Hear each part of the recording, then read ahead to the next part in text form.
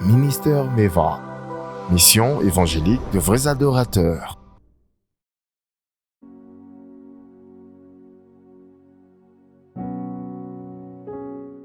Gloire au Seigneur, nous rendons grâce à Dieu. Shalom frères et sœurs. Bonjour, bonsoir, ça dépend l'heure à laquelle vous allez suivre cette vidéo. Et nous bénissons le Seigneur qui nous a permis, vous l'avez suivi à travers l'annonce que nous l'avons fait dans notre page Mission Meva. Et bel et bien, c'est le jour J. Tout à l'heure, nous allons commencer cette grande série de l'enseignement par rapport à ce thème intitulé l'anatomie du péché. L'anatomie du péché, c'est cet enseignement qui va nous plonger dans la présence de Dieu et nous serons là jour après jour en train de nous entretenir avec le Seigneur dans un seul but, de changer nos vies. Cet enseignement vient pour changer la vie de moi d'abord, mais aussi de vous qui me suivez. Nous voulons, à travers cet enseignement, que nous puissions encore nous rapprocher de notre Dieu. Que dis-je? Nous voulons, à travers cet enseignement, que nous puissions être de vrais adorateurs. Et nous avons compris que pour être un vrai adorateur, il y a beaucoup de préalables, notamment ce problème de péché. Et ensemble avec moi, nous allons entrer dans ce grand bateau, ce grand voyage où nous allons nous entretenir par rapport à ce thème. Avant de mettre toute chose, j'aimerais nous dire une chose. Oui, nous ne voulons pas prétendre que nous ne sommes pas pécheurs. Non, non. Moi d'abord, mais aussi pour vous. Mais tout à l'heure, nous ne sommes pas là pour accuser quelqu'un. Nous ne sommes pas là pour vous déranger. Non. Nous sommes là parce que nous croyons qu'il existe un Dieu qui peut changer nos vies. Et nous croyons qu'il y a un système que le diable a mis vraiment dans le but de nous garder captifs, esclaves du péché, et que nous devons à tout prix en parler pour que nous, enfants de Dieu, nous puissions comprendre les enjeux et stratégies du diable afin que nous puissions sortir de ces filets de l'oiseleur et nous rapprocher encore de Dieu. Tout à l'heure, lorsque nous serons en train de parler, si vous vous sentez touché, croyez-moi, c'est en réalité l'appel que le Seigneur est en train de vous donner. C'est un métanoïa, une transformation, une invitation que Dieu vous donne pour être transformé. À chaque fois que nous serons en train de parler, dès que vous sentez que vous êtes touché, prenez cela comme un appel. Ne prenez pas ça comme une condamnation. Non. Prenez ça plutôt parce que en ce moment-là, c'est le début de la repentance. C'est le moment où vous allez vous dire, oui, ça je me retrouve. Je dois changer ça. Je dois revenir à Dieu. Et quand vous serez en train de réfléchir comme ça, de penser comme ça, croyez-moi, vous êtes en train de petit à petit à avancer l'intimité, à vous rapprocher de Dieu et à devenir de vrais adorateurs. Alors, sans plus tarder, nous allons dédier ce moment à Dieu. Nous allons demander tout à l'heure à Dieu de nous conduire. Nous allons demander à Dieu de disponibiliser nos cœurs. Disponibiliser nos cœurs pour écouter ce que lui-même veut de nous, mais aussi disponibiliser nos cœurs pour être prêts à subir ce changement. Vous savez, un changement a un prix à payer. Deux fois, pour un changement, nous devons avoir mal. Deux fois, pour un changement, nous devons braver la honte. Et tout cela, ça entre dans le prix à payer pour réellement voir un changement. Et nous allons disposer de notre cœur, nous allons demander à Dieu de nous conduire, de parler à nos cœurs, afin que nous puissions vraiment subir, vraiment vivre, vraiment bénéficier d'un changement. Est-ce que nous pouvons prier? Éternel Dieu, nous te sommes infiniment reconnaissants parce que tu savais qu'en ce moment, ma sœur, mon frère, mon père, ma mère, celui qui est en train de suivre cette vidéo, tombera sur cet enseignement que toi-même tu as voulu que nous puissions entrer en possession, écouter, afin que nous puissions changer nos vies. Tu sais que tu nous veux te glorifier, tu sais que tu nous veux te plaire, mais cependant en nous, il y a encore des tares, il y a encore de problèmes, il y a encore des choses qui fait que nous ne puissions pas se rapprocher de toi. Tout à l'heure, nous voulons que tu changes nos cœurs, que ta parole se reflète dans nos vies, afin que nous soyons réellement de vrais adorateurs que toi-même tu cherches. Bénis ces instants, bénis mon frère, bénis ma sœur qui me suit en ce moment. Dans le nom de Jésus, nous sanctifions ce moment. Oh Dieu, nous voulons que tu règnes. Nous voulons que tu nous fasses du bien. Dans le nom de Jésus, nous avons ainsi prié. Amen. Voilà, que Dieu vous bénisse abondamment. Alors, sans plus tarder, nous allons commencer cet enseignement sur l'anatomie du péché. D'abord, pourquoi parler du péché? Pourquoi traiter le péché? Pourquoi seulement nous avons voulu comme première intervention, comme première prédication de ce ministère, commencer directement par un thème qui parle du péché. Vous savez, le péché, nous voulons en parler simplement parce que le péché nous pointe vers Dieu. Yes. Le péché nous dirige directement vers Dieu. Le péché provoque la colère de Dieu.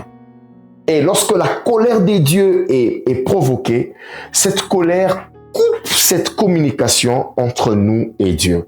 La Bible dit, le salaire du péché, c'est la mort. Le péché nous met dans un état de mort. Le péché nous sépare de Dieu, comme je venais de le dire. La Bible dit encore, car tous ont péché et ont été privés de la gloire de Dieu. En d'autres termes, lorsque nous péchons, nous ne sommes pas privés de notre liberté. C'est faux. Lorsque nous prêchons, nous ne sommes pas privés de notre santé. Non. Lorsque nous prêchons, nous sommes privés de la gloire de Dieu. Et la gloire de Dieu équivaut de dire de la présence de Dieu. Oh, bien-aimé, comment quelqu'un peut vivre sans la présence de Dieu? Comment quelqu'un peut vivre sans la gloire de Dieu? Bien-aimé, toi qui m'écoutes en ce moment, toi qui me suis, tu dois tout faire dans ta vie.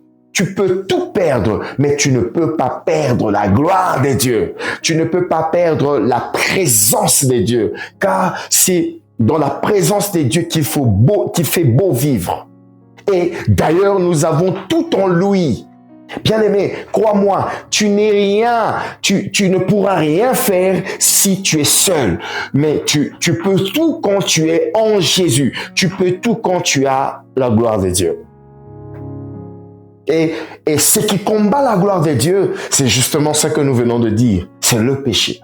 Parce que lorsque nous sommes dans le péché, nous sommes morts dans nos offenses et nos péchés. Lorsque nous sommes dans nos péchés, nous sommes absents de la présence de Dieu. Lorsque nous sommes dans le péché, nous sommes déconnectés de la présence de Dieu. C'est ainsi qu'il faut fuir le péché pour que nous nous rapprochions de Dieu. Alléluia. Et ce qui fait que à cause de ce péché, le Seigneur se voit contraint de dire la justice, de frapper par rapport à sa justice. Parce que la justice de Dieu, intervient lorsque exactement le péché prend place. Que dis-je? La colère de Dieu intervient lorsque le péché prend place. Et vous et moi, nous devons éviter ce péché parce que le péché nous met en conflit avec Dieu. Dieu devient dangereux plus que le diable. Oui, lorsque nous sommes dans le tas de péché, Dieu devient dangereux. La Bible dit que c'est une chose terrible de tomber entre les mains de notre Dieu. C'est-à-dire lorsque tu tombes dans la justice de Dieu, dans le jugement de Dieu, bien-aimé, c'est la chose que tu dois éviter car la colère de Dieu frappe fort et frappe fort encore que le diable. Et voilà que c'est le péché qui nous expose à la colère de Dieu. C'est le péché qui nous coupe le cordon ombilical que nous avons avec Dieu. Ainsi, nous avons voulu parler de ce thème parce que nous sommes appelés à être des adorateurs. Nous sommes appelés à glorifier notre Seigneur. Mais bien aimé, comment tu peux glorifier le Seigneur si tu n'es pas avec le Seigneur? Comment tu peux glorifier le Seigneur si tu ne plais pas à Dieu? Comment tu peux être appelé vrai adorateur si au préalable, tu n'es pas admis dans la famille d'adorateurs? Et ce qui peut te disqualifier de la famille d'enfants des dieux, c'est justement le péché. Vous savez, le péché aujourd'hui, ça commence à être petit à petit un sujet tabou dans le milieu chrétien. C'est dommage de voir aujourd'hui que lorsque on parle du péché, les enfants des dieux sont dérangés. Les enfants des dieux se sentent mal à l'aise parce que c'est quelque chose qui expose la nudité de l'homme. Vous savez, le péché touche le fort de l'homme et l'homme n'aime pas cela. L'homme n'aime pas qu'on lui montre, qu'on lui dise que tu as mal agi. Et à force de cela, ce message sur le péché commence à se voir disparaître dans l'Église. Aujourd'hui, on parle que de voyage, on parle que de mariage. Ce qui est bien, moi-même, du moins, je suis marié. Ce qui est bien, moi-même, du moins, j'aime l'argent. Ce qui est bien, moi-même, je veux aussi vivre. Mais bien aimé, ce message a droit à y être parce que ce message nous rappelle toujours que nous sommes enfants de Dieu. En réalité, lorsque vous entendez un message sur le péché, ne le prenez pas mal. Non, c'est justement cet indicateur qui vient encore pour sonner à votre oreille, vous rappeler que, écoutez, vous êtes enfants de Dieu. Et je sais que ce message va peut-être pas plaire à tout le monde parce que dans ce siècle présent, le diable a tout orchestré pour que tout ce qui est péché ne soit plus prêché. Tout ce qui est péché ne soit plus dit. D'ailleurs, même, vous êtes d'accord avec moi, nous assistons maintenant à ce temps-là où le mal devient le bien. Le bien devient le mal. Nous sommes dans un monde où lorsque tu prônes pour le bien, tu es la cible à abattre. Lorsque tu es là pour dire non, ça c'est immoral, non, ça c'est pas biblique.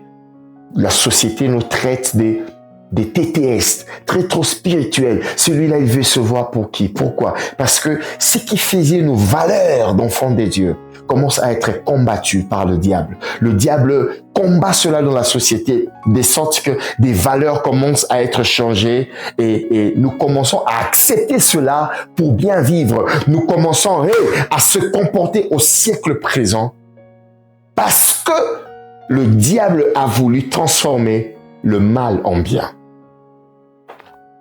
Voilà pourquoi le Seigneur en ce temps nous donne ce mandat.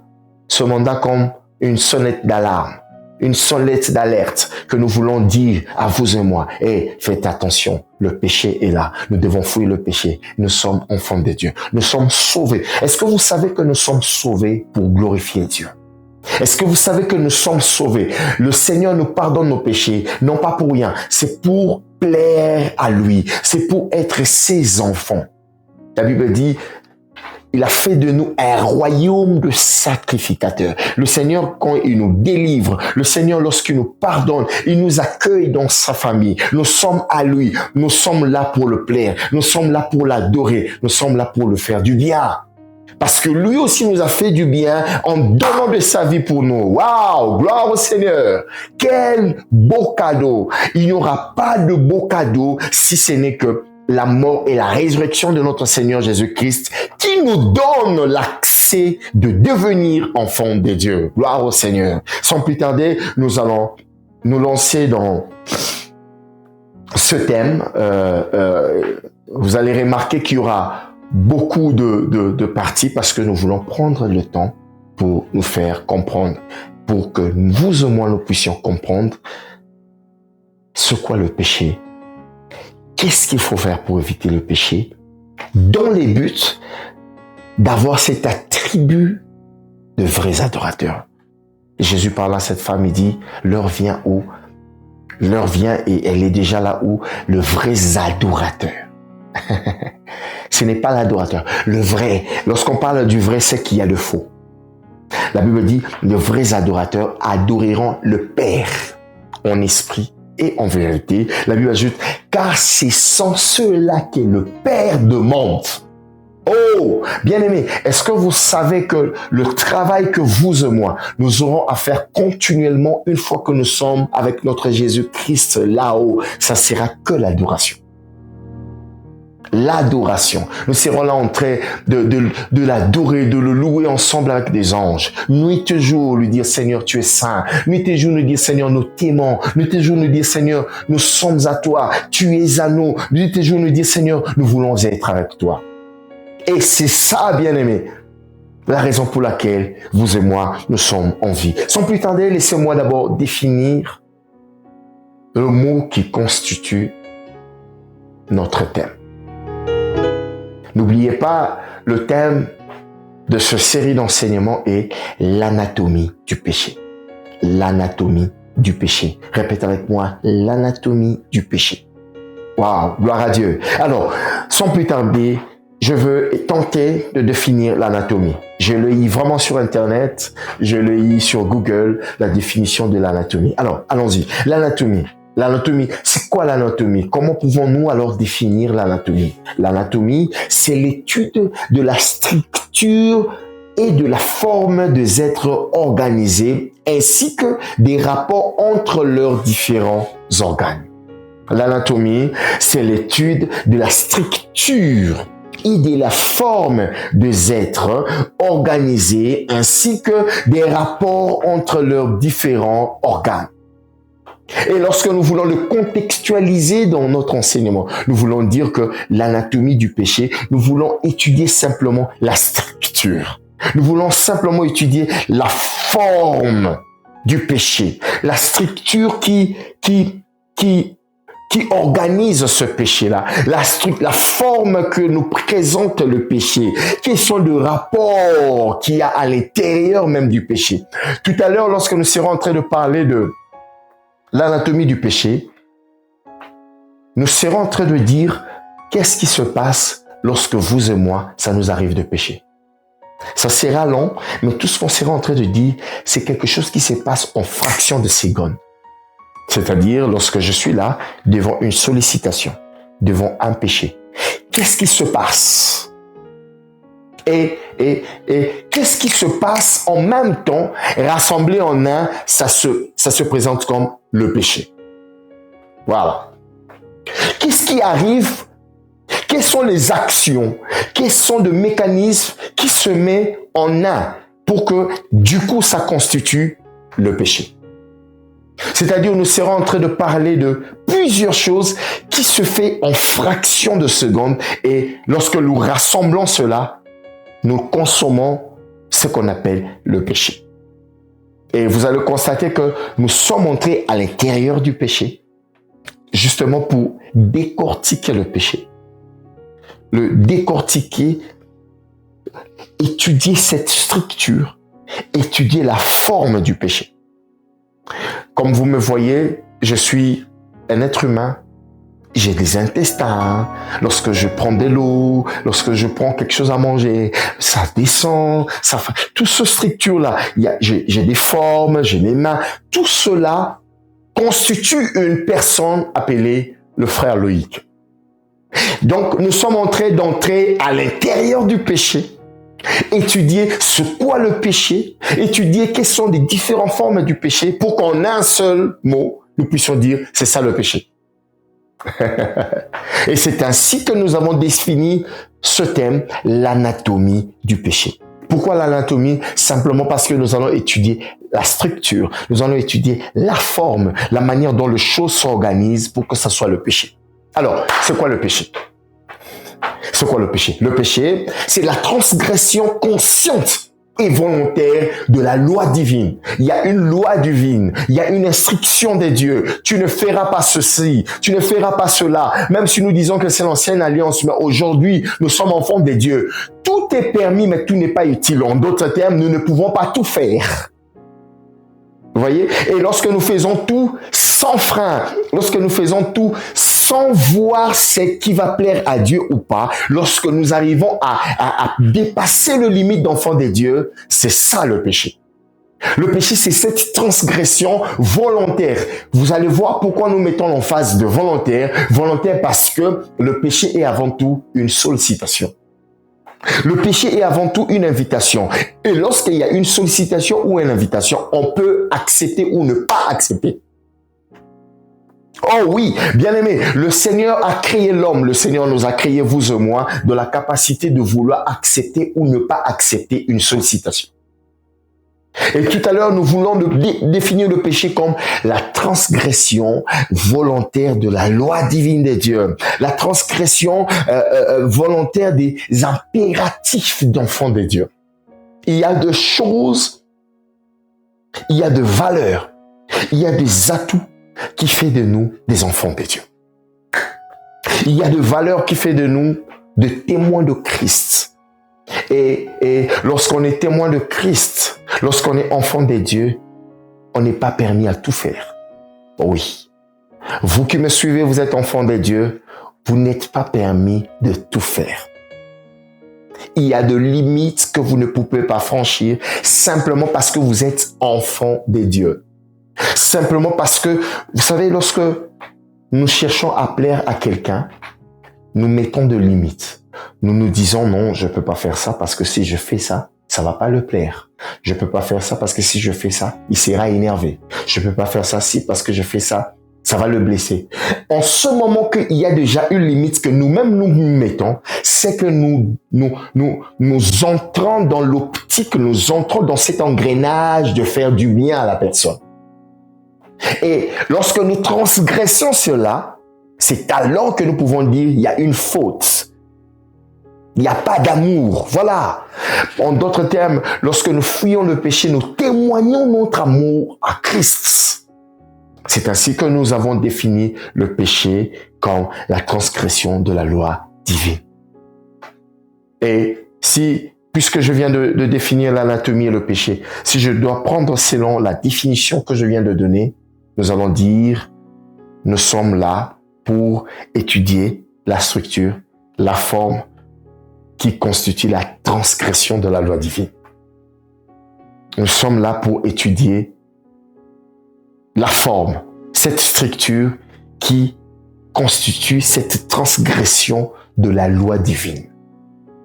Cette transgression des impératifs d'enfants de Dieu. Cette transgression de valeurs d'enfants de Dieu. Voilà, gloire au Seigneur. Et nous allons encore commencer. Maintenant que nous avons compris cette définition, laissons que nous puissions maintenant entrer dans le vif du sujet. Le fait que le péché n'a pas été bien compris fait aussi que nous ne comprenions pas exactement ce qu'est le salut. Vous savez, aujourd'hui, nous, enfants de Dieu, nous avons du mal à comprendre la notion du salut. Nous avons du mal à comprendre le salut parce que nous n'avons pas bien compris le péché. Oui. Tu n'arrives pas à bien cerner le salut. Tu n'arrives pas à bien comprendre ce qu'est le salut. Tu n'arrives pas à bien vivre le salut. Tu n'arrives pas à bien conserver le salut parce que tu n'as pas bien compris ce qu'est le péché. Le péché n'est pas seulement cet acte-là que nous faisons. Non, nous allons tout à l'heure le voir. Le péché, c'est bien au-delà de ça. Le péché n'est pas seulement l'acte que nous faisons qui va à l'encontre de notre Dieu. Non. Non, non, non. Le péché n'est pas seulement ça. Je sais que vous et moi, bien avant même que je puisse être inspiré, avant que je puisse être enseigné par ce que je vais nous dire tout à l'heure, je pense aussi comme vous que le péché, le péché c'est agir à l'encontre de Dieu. Oui, c'est ça, mais c'est pas suffisant. Le péché est bien plus que ça. Frères et sœurs, le péché va au-delà de ça. Le péché va au-delà de l'acte vers Dieu. Et tout à l'heure, nous allons le voir. Ce qui fait que lorsque nous allons comprendre réellement ce qu'est le péché, alors nous allons comprendre réellement le bénéfice ou ce privilège que nous avons, vous et moi, d'avoir le salut. En d'autres termes, lorsque tu vas comprendre la notion du péché, lorsque tu vas comprendre c'est quoi le péché, tu vas encore accorder beaucoup de valeur, beaucoup d'amour, beaucoup d'estime pour la personne de Jésus-Christ. tu prends Jésus ou quand on parle de Jésus, tu vois, voilà, c'est un petit enfant qui était né et puis il a grandi, bon, on l'a cloué à la croix et puis je suis enfant de Dieu. Bien-aimé, lorsque tu comprends le péché, lorsque tu comprends ce stratégie maléfique du diable par le péché, tu vas après cet enseignement vient en réalité pour nous pousser à aimer Christ.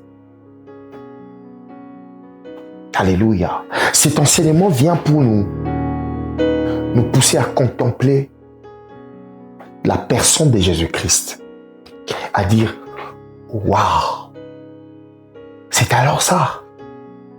Oh, donc le salut que j'ai, je l'ai eu parce qu'il y a eu ça et ça. Oh là là. Alors, donc, c'est parce que j'ai eu à faire ça, il y a eu ça, que Jésus est mort pour moi. Mais alors, je dois donner ma vie à Jésus. Alors, je dois lutter contre ce péché parce que je dois plaire à cet homme, parce que j'ai compris en réalité c'était quoi le péché. Alléluia. Et je nous laisse vraiment nous enfoncer dans cet enseignement. Prenons cet enseignement avec un cœur vrai. Prenons cet enseignement avec une soif de voir un avant et un après. Prenons cet enseignement avec ce cœur de vouloir changer. Parce que la compréhension du péché nous permet de comprendre aussi le bien du salut en Christ. Le bénéfice du salut en Christ. Et lorsque nous allons comprendre cela, alors nous devenons réellement les vrais adorateurs. Alors, nous allons ouvrir nos Bibles. Nous allons ouvrir nos Bibles et pour comprendre l'anatomie du péché, pour commencer maintenant à entrer dans la structure, dans la forme du péché. Croyez-moi, nous allons être bénis. Gloire au Seigneur. Alléluia. Alors, nous allons ouvrir nos Bibles dans Genèse, chapitre 2, du 15e au 17e verset. Je t'attends, prends ta Bible. C'est un enseignement. Nous allons aller mollo. Nous allons le lire ensemble avec vous et nous allons comprendre. Tout se passe avant que l'homme mange le fruit. Tout a commencé au jardin d'Éden. Tout a commencé lors de la création. Je dirais lors de la chute de l'homme. Et nous allons le lire dans Genèse 2, du 15e au 17e verset. Nous y sommes. Alors nous allons lire. La Bible dit: l'Éternel Dieu prit l'homme et le plaça dans le jardin d'Éden pour le cultiver et pour le garder. L'Éternel Dieu donna cet ordre à l'homme: tu pourras manger de tous les arbres du jardin, mais tu ne mangeras pas de l'arbre de la connaissance du bien et du mal, car le jour où tu en mangeras, tu mourras. Je veux répondre à ce verset. La Bible dit, verset 17, Genèse 2, 17, la Bible dit: mais tu ne mangeras pas de l'arbre de la connaissance du bien et du mal, car le jour où tu en mangeras, tu mourras. Ce passage nous relate ce qui s'est passé exactement au jardin d'Éden. Nous voyons le serpent, qui est cette préfiguration du diable, venir vers l'homme pour lui pousser au péché. Déjà, la première des choses, vous devez savoir que l'instructeur, l'initiateur, la personne qui nous pousse à couper ce cordon ombilical, à couper notre amour, notre intimité avec Dieu, c'est le diable. Lorsqu'on parle du péché, on voit le diable. En réalité, c'est le diable qui passe par le péché afin de conduire les enfants de Dieu en dehors de la présence de Dieu. Alléluia. Et exactement, ce passage nous relate ce qui se passait lorsque le diable est venu vers l'homme. Il y avait Adam et Ève qui étaient dans le jardin d'Éden et nous voyons ce serpent qui vient dans le but de faire tomber l'homme, dans le but de pousser l'homme à tomber à la tentation du péché. Et dans l'ancienne alliance, il y avait la loi qui était sous forme d'instruction ou commandement de Dieu. Et nous pouvons le lire que Dieu nous donne l'instruction. Dieu donne à l'homme l'instruction, une loi, pour que l'homme puisse l'observer en vivant dans le jardin d'Éden. Et dans cette instruction, Dieu dit, mais tu ne mangeras pas de l'arbre de la connaissance du bien et du mal, car le jour où tu en mangeras, tu mourras. Dieu crée Adam. Je vous épargne de détails, la Bible dit, Dieu va tirer du côte d'Adam et Ève va venir. Dieu va leur bénir, Dieu va leur dire, écoutez, le jardin est là, assujettissez, bénissez, agrandissez, soyez bénis. Dieu va leur donner cette aubaine-là. Mais Dieu va leur dire, quant aux fruits de l'arbre, vous n'en mangerez pas. Le jour où vous en mangerez, vous mourrez. Dieu leur donne cette instruction. Dieu leur donne cette loi. Mais à la suite, nous avons vu que Adam et Ève ont désobéi à la loi de Dieu. Ont désobéi à l'instruction de Dieu qu'il leur avait donnée. En d'autres termes, Adam et Ève ont commis un péché. Bien aimé, ne me perds pas, parce que si tu me perds, tu ne vas pas comprendre. Je suis en train d'aller mollo te faire comprendre que nous sommes dans Genèse 2 et nous sommes dans ce contexte où Dieu est en train de donner son instruction, sa loi, son commandement à Adam et Ève. Il leur dit que vous allez tout faire, tout ce que vous voulez. Mais quant à l'arbre du fruit, la Bible dit, mais attendez, je vais le lire pour vous. Mais l'Éternel Dieu donna cet ordre à l'homme. Tu pourras manger de tout le fruit du jardin. Tout ce qui est dans le jardin, tu pourras le faire. Mais le Seigneur donne cet ordre, cette instruction. Il dit ceci. Mais tu ne mangeras pas de l'arbre de la connaissance du bien et du mal, car le jour où tu en mangeras, tu mourras. Et la Bible nous montre clairement que Adam et Ève vont enfreindre cette loi. Ils vont aller au-delà de cette loi. Adam et Ève vont pécher. Et pour mieux comprendre le péché, il faut analyser cela dans Genèse 3, 1, 5. Que dit Genèse 3, 1, 5? Avant cela, déjà le passage précédent, le passage de Genèse 2 que nous venons tout à l'heure de lire, vous devez comprendre une chose. L'ordre que Dieu donne à Adam et Ève, l'instruction que Dieu donne à Adam et Ève, vient trouver, que dis-je, Adam et Ève ont trouvé le jardin d'Éden. Adam et Ève,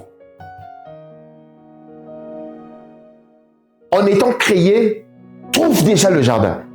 En d'autres termes, Adam et Ève n'ont rien fait pour avoir le jardin d'Éden. Waouh! Adam et Ève viennent trouver un travail bien fait, qu'on leur donne juste la gestion. Ils n'ont rien fait, je dirais, pour mériter ce jardin d'Éden. C'est vraiment par une grâce. C'est par l'amour que Dieu a témoigné à Adam et Ève. Et Dieu les a placés. Dieu les a placés dans le jardin. Déjà, dans ce passage, nous comprendrons que le jardin d'Éden est justement l'expression de la grâce de Dieu donnée sans effort à Adam et Ève. Le jardin d'Éden était cette expression de la grâce de Dieu. Le jardin d'Éden était cette expression de l'amour de Dieu envers Adam et Ève. Ils n'ont rien fait. Ils ont été criés. Ils arrivent, ils trouvent le jardin. Et puis Dieu leur dit, écoutez, ça c'est le jardin. Je vous donne. Nommez les animaux. Je vous bénis. Multipliez-vous. Faites ceci. Oh, c'est le jardin. Oh là là. Ils n'ont rien fait pour avoir le jardin. Mais vous allez comprendre. Donc, il ne fallait pas obéir pour avoir le jardin. Non. Il ne fallait pas faire un effort pour avoir le jardin, non. Mais le jardin était déjà donné à l'homme pour gérer. Donc, c'était un don des dieux. Waouh! Le jardin d'Éden était un don des dieux. Il ne fallait rien faire pour avoir cela. Le jardin était un don des dieux. Mais l'ordre ici donné par Dieu lui-même était donné que comme expression d'action de grâce. Le jardin était donné à Dieu, à Adam et Ève, comme un don. Et l'ordre, l'instruction que Dieu avait donnée, c'était sous forme, ou c'était rien d'autre que l'action de grâce que Dieu attendait d'Adam et Ève. Oui. Adam et Ève n'ont rien fait. Adam et Ève n'ont rien aménagé. Adam et Ève n'ont rien fourni comme effort pour être dans le jardin, pour avoir le jardin. Ils n'ont rien fait. Dieu, dans son amour, Dieu, dans sa bonté, a fait un don à Adam et Ève. Ils ont dit, écoutez, ça c'est le jardin, je vous le donne. Mais je mets une instruction. Le jardin, c'est une grâce que je vous fais. Le jardin, c'est un don que je vous fais. Mais bon, comme une expression d'action de grâce que j'attends de vous, vous ne mangerez pas de l'arbre. Vous ne mangerez pas de ce fruit défendu. C'est-à-dire, l'instruction était juste une expression d'action de grâce. Je vais vous donner un exemple. C'est comme si Dieu m'a aimé avant tout, m'a donné le jardin pour gérer, et voilà qu'il me demande juste en retour de ne pas faire ceci pour le plaire. Dieu m'a aimé avant tout. Je suis crié, je trouvais le jardin, et en revanche, Dieu me demande juste de ne pas manger le fruit. C'est tout. J'ai trouvé le jardin qui est comme un don, et Dieu me demande juste une action de grâce. Écoute, je te demande juste, ne mange pas le fruit, parce que je veux seulement que tu me rends grâce. Je veux seulement attendre de toi une action de grâce. Dieu est mort et ressuscité pour moi, pour le pardon de mes péchés. Il m'a donné le souffle de vie. Et voilà qu'il me demande juste de garder mon corps comme son temple. Vous voyez? Il a fait le gros de travail. Le pardon de mes péchés, je n'ai rien fait pour l'avoir. Il y a quelqu'un qui a payé de son prix. Il a donné sa vie pour moi. Au-delà de ça, il m'a donné le souffle de vie. Waouh, nous sommes en vie. Gloire au Seigneur. Et comme action de grâce qu'il attend de nous, écoutez, maintenant, gardez vos corps comme mon temple, afin que lorsque je viens, je sois en paix avec vous. C'était ça. Le jardin d'Éden était juste un don. Le jardin d'Éden était une expression de grâce. Et l'instruction que Dieu avait donnée à Adam et Ève de ne pas manger le fruit, c'était juste l'expression d'action de grâce venant d'Adam et Ève. Ce n'était pas pour leur faire du mal.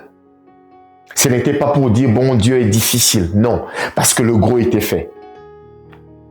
Dieu voulait seulement que Adam et Ève témoignent leur amour. Vous savez,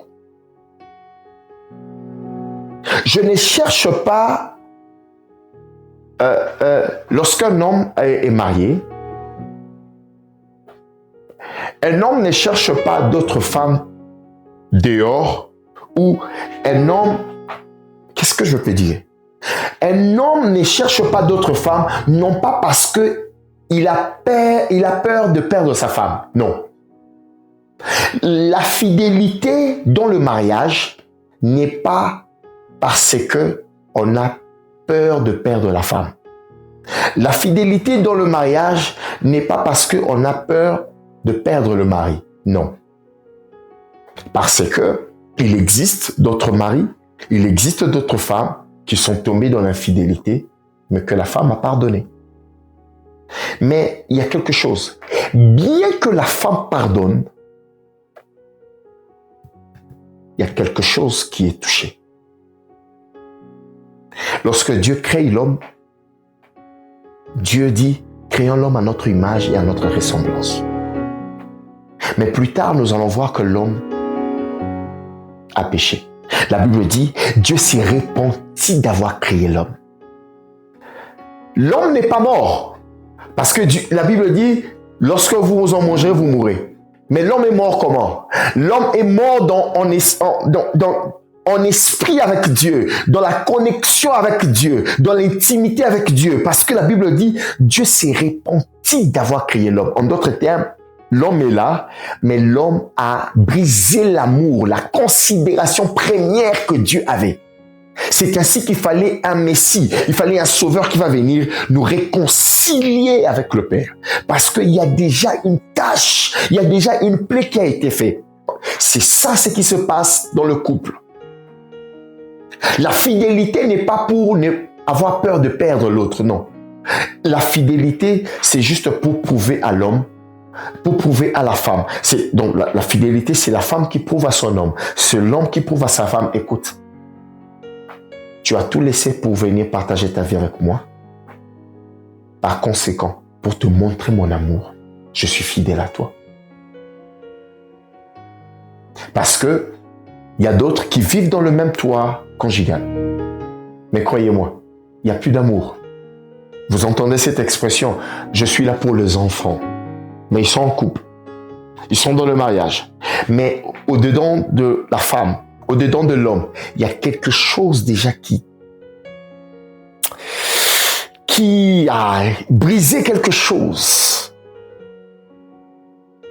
Et la meilleure façon d'honorer cette union, la meilleure façon de témoigner l'amour à l'autre, c'est toi-même de faire un effort de ne pas trouver d'autres gens si c'est mieux que ta femme. C'est ainsi qu'il est écrit, tu n'auras pas d'autre Dieu devant ma face. Pourquoi? Tu es à moi, tu es mon époux et tu es mon épouse et je suis ton époux. Dieu est notre époux et nous sommes son épouse.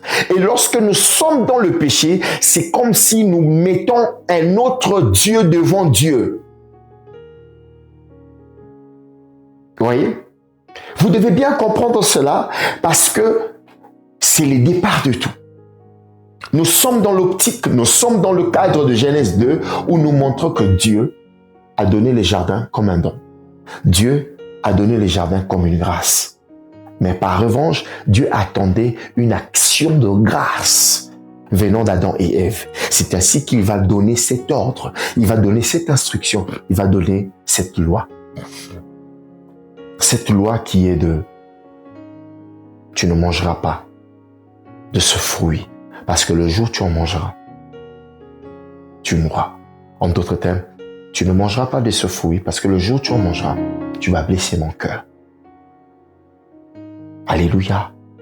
Et puisque je nous ai un peu fait comprendre cela, j'aimerais maintenant que nous puissions entrer dans ce vif du sujet. Parce qu'on a compris qu'en réalité, le péché, c'est cette mort-là. Parce que la Bible dit dans Ephésiens 2, vous qui étiez morts dans vos offenses et vos péchés. C'est-à-dire que le péché nous rend absents de la présence de Dieu. Le péché nous coupe avec Dieu. Par conséquent, nous devons tout faire pour plaire à Dieu.